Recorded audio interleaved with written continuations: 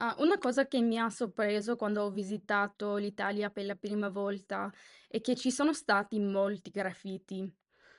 Quando avevo immaginato Roma, non avevo considerato che ci sarebbero una tale quantità di un tipo d'arte generalmente considerato criminale. Nella mia visita recente iniziavo a chiedermi sulla cultura d'arte di strada. Perché non li rimuovono e preservano la vera Italia? Perché permettono un'antica città venga vandalizzata e dei belli quartieri rovinati.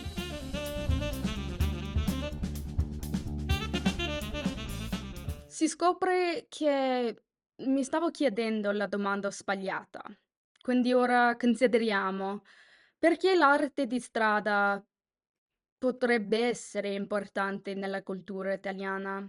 Per me e per molti turisti, graffiti rubano una città di bellezza e distraggono dalla storia importante. Pensando questo, mi stavo diromando della cultura viva d'Italia. Stavo trattando il paese come un museo, ignorando che generazioni di romani, nativi e immigranti sono lì. Ero sbagliato. Italia non è un museo di storia preservata. Questa città è eterna, ma nel senso che è viva, respirante, immortale. Quando ne togliamo gli strati, sotto ogni mano di vernice c'è il segno di qualcuno che è stato qui, la cui presenza ha splasmato il paesaggio. In un modo importante, i graffiti sono la voce del popolo. Dal segno più semplice per imprimere la propria impronta nella città eterna a un murale artistico dedicato. Nessuna opera d'arte è stata creata senza un'intenzione specifica. Infatti, un gran parte della cultura d'arte di strada è espressione di sé, attivismo sociale, con l'obiettivo di stimolare il dibattito. Per esempio, c'è questo pezzo. L'artista si chiama TV Boy, ha detto un post su quest'opera. Ieri sera a Roma ho lasciato un nuovo segno. Mi casa e stu casa. Trump come operaio edile, con cazzuola, gilet giallo e casco, pronto a ricostruire Gaza come un resort a 5 stelle. Con questo pezzo volevo parlare dell'imperialismo americano, anche quello architettonico. Dopo i cosiddetti accordi di pace, ho immaginato Trump costruire la sua Trump casa, cemento alla mano, trasformando la tragedia in business. Ho scelto Via di Santa Dorotea perché le tubature e le crepe sul marciapiede sembravano già un cantiere, una metafora del sogno americano applicato a Gaza. Ironia e critica insieme.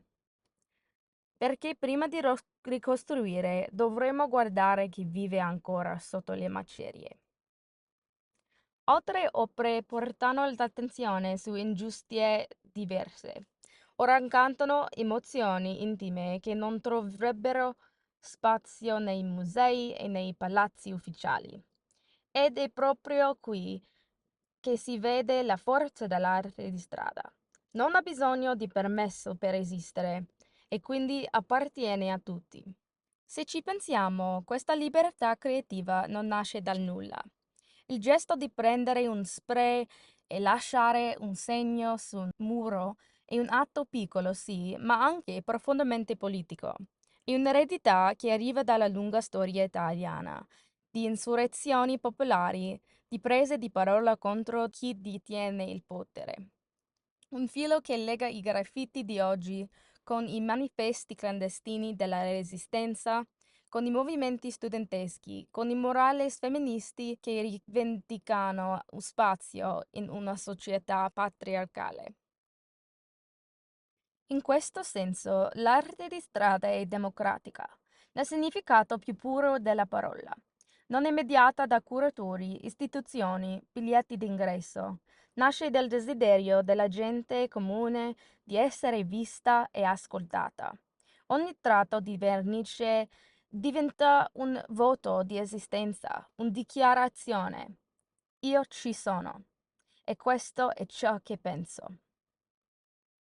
E questo gesto così semplice è già un piccolo sollevamento contro le strutture che provano a zittire, contro il patriarcato che decide chi può parlare, contro il fascismo che vuole un'estetica uniforme e disciplinata, contro tutte le forme di potere che preferiscono una città ordinata ma muta piuttosto che una città viva e contraddittoria.